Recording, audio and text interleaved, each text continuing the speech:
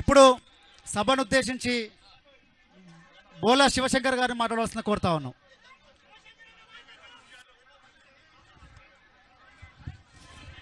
ముఠా జయసింహ గారిని వేదిక మీదకి రావాల్సిందిగా విజ్ఞప్తి చేస్తా ఉన్నాం. యువ నాయకులు బీఆర్ఎస్ పార్టీ యువనేత ముఠా జయసింహ గారిని వేదిక మీదకి రావాల్సిందిగా విజ్ఞప్తి. సభకు నమస్కారం. జై బీసీ, జై కవితక్క, జై జాగృతి. ఈరోజు తెలంగాణ రాష్ట్రంలోనే మరి నూతన అడుగులు పడుతున్నట్టు ఉన్నది. బడుగులకు అడుగులుగా బడుగుల జెండానే ఎజెండాగా మారబోతున్న విషయాన్ని కూడా మనందరం కూడా గుర్తుంచుకోవాలి. ఆ బడుగుల ఎజెండాలో ఈరోజు తెలంగాణ రాష్ట్రంలోనే ఆనాడు సావిత్రిబాయి పూలే చేసినటువంటి విషయంలో ఎవ్వరు మాడినప్పుడు కూడా ఈనాడు మరి కల్వకుంట్ల కవితమ్మ గారు మాట్లాడిన వెంటనే రాష్ట్ర ప్రభుత్వంతో పాటు ప్రతిపక్షాలు బీసీ సంఘాలు ప్రతి ఒక్కరు కూడా రాష్ట్రంలో సావిత్రిబాయి పూలే గారి జయంతి ఉత్సవాలు చేసుకోవడం చాలా సంతోషదాయకం.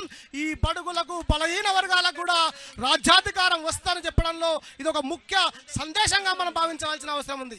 అందుకంటే ఈనాడు బడుగుల కోసం అడుగులు అనేవి చాలా పడ్డాయి, కానీ అవి వెనుక పడిపోతున్నాయి. ఆ అణుకులకు మరి ఎవరైనా కానీ అవకాశం కోసం రావాలి, అది రాజ్యాధి కోసం రావాలని చెప్పేసి కూడా మరి కల్వకుంట్ల కవితమ్మ గారు మరి ముందుండి బీసీ నాయకత్వాన్ని నడపాల్సినందుగా మరి కోరుకున్నటువంటి సమాజంగా మేము 70 సంఘాలుగా ఈరోజు మరి రాష్ట్ర వ్యాప్తంగా మరి బీసీలమైనటువంటి కుల సంఘాలను కూడా ప్రాతినిధ్యం వహిస్తున్నాం.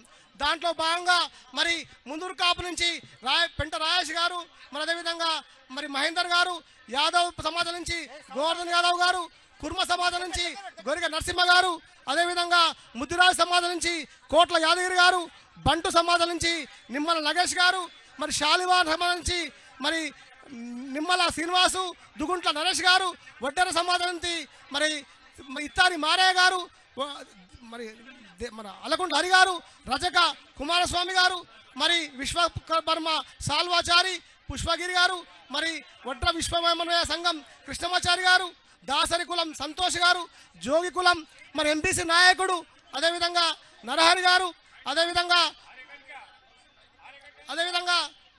దొమ్మర కులం నాగరాజు గారు, ఆరకట్టక కులం సురేందర్ గారు, సగర కులం విజయేంద్ర సాగర్ గారు, జంగం కులం మరి రవీంద్రనాథ్ గారు, మరి మొండిపంట కులం కె శ్రీనివాస్ గారు, పాముల కులం కృష్ణ గారు, వీరవంశ కులం కుమారస్వామి గారు, వాల్మీకి పోయ మరి విద్యాకర్ గారు, రెడ్డిక సంఘం అశోకరెడ్డి గారు, జోషిని నందివాల యాదగిరిరావు గారు, మరి కూనపులి భారత సత్యనారాయణ గారు, రాజనాల సంఘం మరి గాదె సోమయ్య గారు,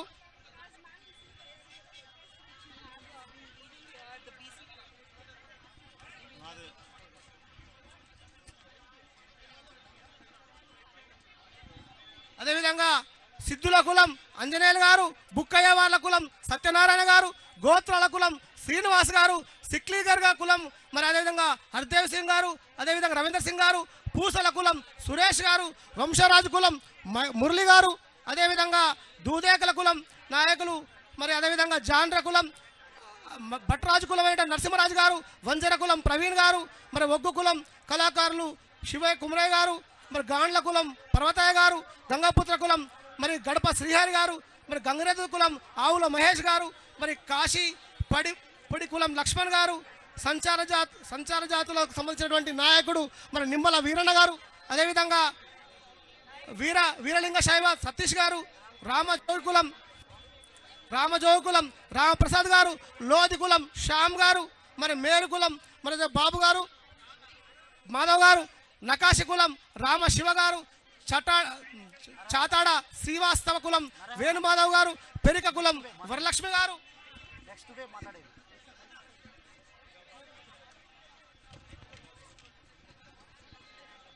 ఆర్య శ్రీ వైష్ణవ కులం ఆర్య క్షత్రియ కులం సుమిత్ర గారు, ఫకీర్ కులం హుసేన్ గారు, లక్క మారు కాపు స్వప్న గారు, ఓడె కులం శరత్ గారు, లింగబలిజ రాజేష్ గారు, అదేవిధంగా కాకిపడ కులం రామస్వామి గారు, ఇలా రాష్ట్ర వ్యాప్తంగా 70 పైచిల కుల సంఘాలు మరి ఈరోజు మరి బడుగులకు మేము జై బీసీ అందరం కూడా నడుము కడతాం, కవితమ్మతో అడుగులేస్తాం, బీసీ ఉద్యమాన్ని నడుపుతామని చెప్పి కూడా రాష్ట్ర వ్యాప్తంగా ఎంతో మంది వస్తే మా పోలీస్ సోదరులు ఇప్పటికి కూడా గ్రౌండ్లో వేలాది మంది ఉంటే రానియకుండా ఆపుతురు.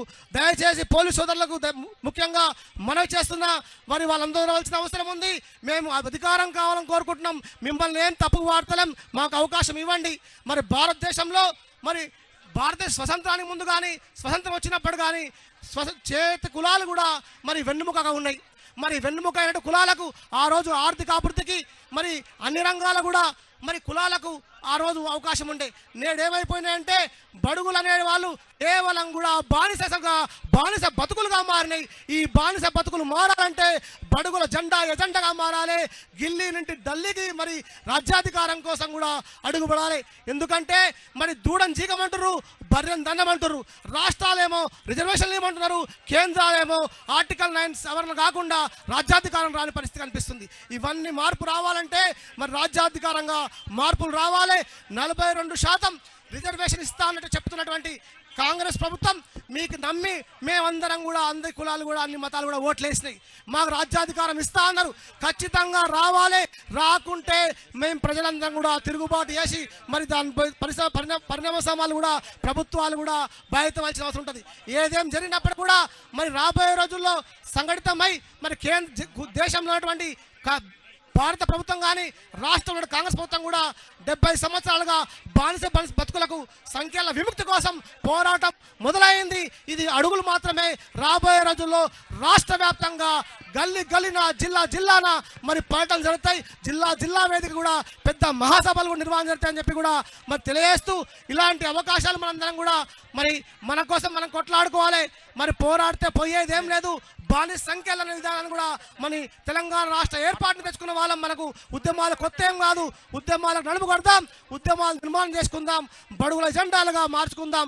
ఎస్సీ ఎస్టీ బీసీ మైనార్టీ సోదరులు కూడా పెద్ద ఎత్తున ఈ బీసీ ఉద్యమానికి కూడా తోడ్పాటు అందించి మరి నాయకత్వాన్ని బలపరిచి గల్లీన ఢిల్లీన ఎవరికి వాళ్ళు లీడర్ కావాల్సింది కూడా మరి కోరుకుంటూ ఈ అవకాశం ఇచ్చిన పెద్దలందరికీ కూడా ధన్యవాదాలు ఇస్తున్నా. జై బీసీ, జై కవితమ్మ. Thank you Shivanna.